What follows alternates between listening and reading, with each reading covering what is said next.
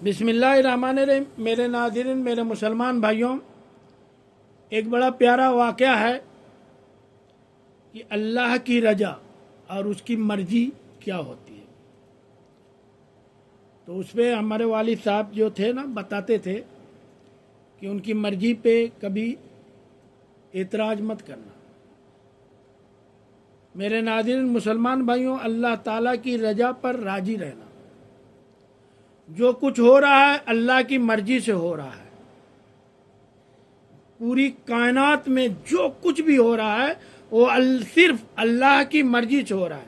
हमारे वालिद साहब जब हम छोटे छोटे थे, बच्चे थे ना, तो वो एक वाक़या सुनाया करते थे कि एक बुजुर्गाने दीन थे और वो फरमाते थे कि एक थे अल्लाह के बंदे वलीउल्लाह सोफ़ी अब्दुल समद खान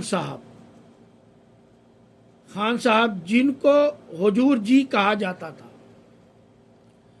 उनके दो जवान बेटे थे। दोनों जवान बेटों को एक ही दिन में दोनों का इंतकाल हो जाता है। एक ही दिन में दोनों का इंतकाल हो जाता है। इंतहाई खूबसूरत थे। यह पठान थे, किलापुर के इलाके के दोनों जवान बेटे।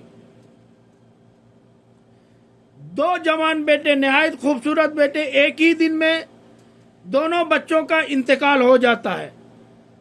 फिर वो बुजुर्ग बताते थे कि मैं चश्मदीद गवाह हूँ, यानी वो बुजुर्ग भी मौजूद थे।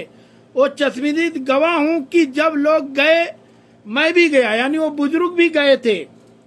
मैंने देखा कि हजरत जी अब्दुल समद खान साहब रहमतुल्लाह अलैह, उनके जो चेहरे पर ना भी थोड़ा सा, उनके चेहरे पर थोड़ा सा मलाल का असर, यानी कोई गमी और कोई अफसोस का असर नहीं था। लोग कहते थे हुजूर बड़ा अफसोस है, यानी लोग वहां जाते थे तो लोग कहते थे हुजूर बड़ा अफसोस है। तो वह कहते भाई अफसोस किस चीज का? अफसोस किस चीज का? अल्लाह का माल था, अल्लाह ने ले लिया। यानी उनका सबर देखो, वो क्या कहते हैं कि अल्लाह का माल था, अल्लाह ने ले लिया। अल्लाह कुछ दे रहा है तो इतराया ना करो। अगर अल्लाह आपको कुछ दे रहा है तो इतराया ना करो। कुछ छीन ले तो अफसोस ना किया करो। अगर वो कुछ छीन ले तो अफसोस ना किया। अल्लाह ने छीना है, ये उसकी कोई हिकमत होगी कि शायद वो आपको इससे ज्यादा बेहतर अता करे। ये अल्लाह की हिकमत है, किसी बंदे की नहीं। ये अल्लाह की हिकमत है।